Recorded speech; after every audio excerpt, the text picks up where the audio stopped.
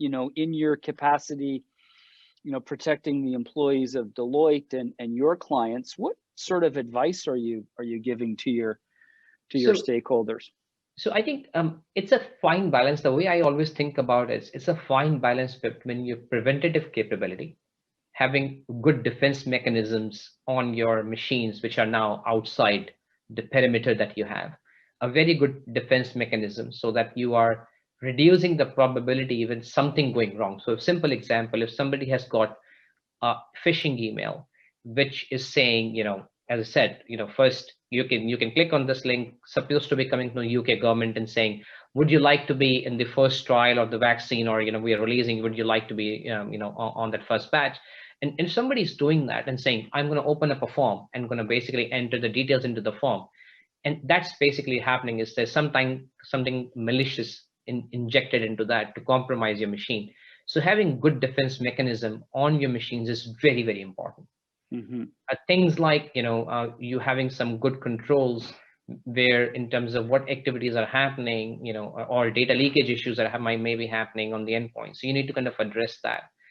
Then you also talk about having good detective mechanism controls in place, because sometimes defenses are going to fail. As a CISO, I always know and I always think that we are not going to be right all the time, so something may fail. So having a good detective capability in place to make sure we're able to detect if something feels odd, why this machine is behaving or why that user persona is behaving in that manner, and being able to pick up on that and being if very rapidly investigate and close down the door, I call window of opportunity for the attacker. And if we can reduce that, that's huge advantage, right? So having that good detective capability is so important. And then people are the best line of defense. I think Hmm. sometimes people say this is the weakest link. I think people are the best line of defense. So working with our people, making sure they understand what it means working in this new construct, what are the new risks that comes along with it, what they need to be mindful about, what are the things they should do and they shouldn't do, and also educating them how they can protect themselves and their families against these kind of phishing emails and attacks they see. Because if people do the right thing, when I say the right thing, a simple example, if you get in a phishing email and you report to the security department, we may be able to remove that from everybody who may have received it before they even get a chance to look at it.